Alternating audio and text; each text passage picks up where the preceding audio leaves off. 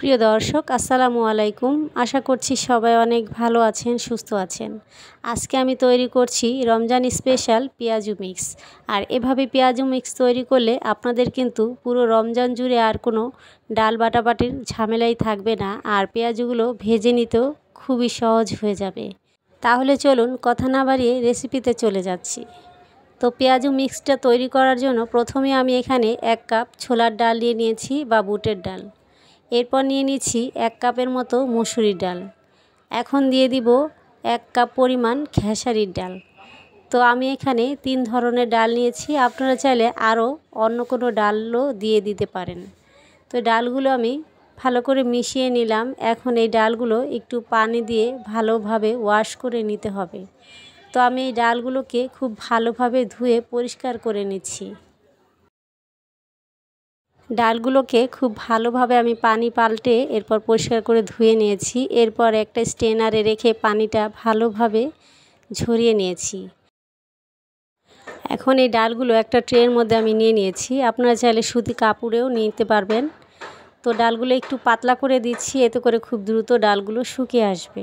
তো এই ডালগুলো আমি রোদের মধ্যে রেখে দিব 2 থেকে 3 ঘন্টার মতো। 3 ঘন্টা পর ডালগুলো আমি নিয়ে এসেছি। তো দেখতেই পাচ্ছেন পানিটা একেবারেই শুকিয়ে ঝরঝর হয়ে গেছে। এখন এই ডালগুলো ব্লেন্ডারে দিয়ে ব্লেন্ড করে নিতে হবে। আমি এই ডালগুলো ব্লেন্ডারে দিয়ে ব্লেন্ড করে নিয়েছি। আর ডালগুলো খুব বেশি ব্লেন্ড করবেন না, যাতে করে আদা ভাঙা হয় ঠিক সেরকম রাখবেন। দেখতেই পাচ্ছেন ডালগুলো কিন্তু একটু দানা দানা আছে। এভাবে করেই আপনারা এই ডালগুলো ভেঙে নেবেন। এখন এই ডালগুলো একটা এয়ারটাইট কন্টেনার করে রেখে দিতে হবে।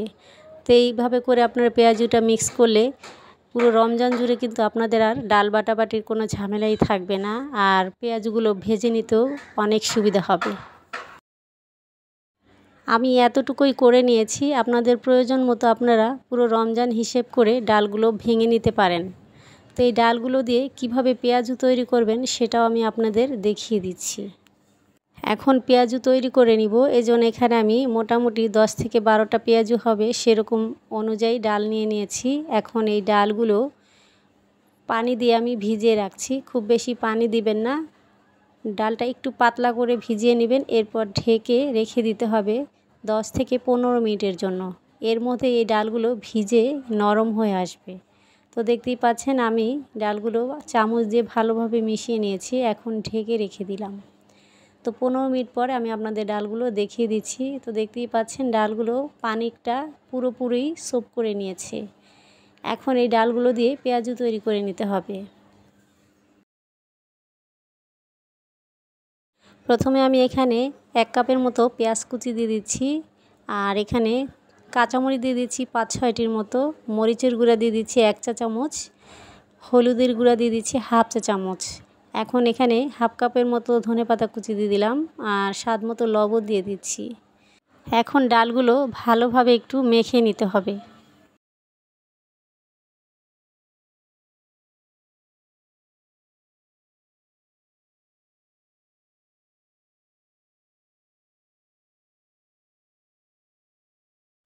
বাটিটা আমি একটু পাল্টে নিয়ে একটা বড় সাইজের বাটি নিয়েছি, এটার মধ্যে মাখতে একটু সুবিধা হয়।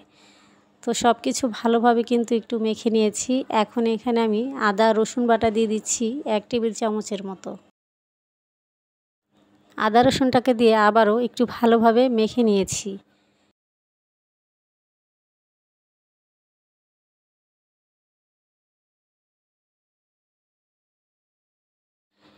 এখন পেঁয়াজুগুলো ভেজে নিতে হবে।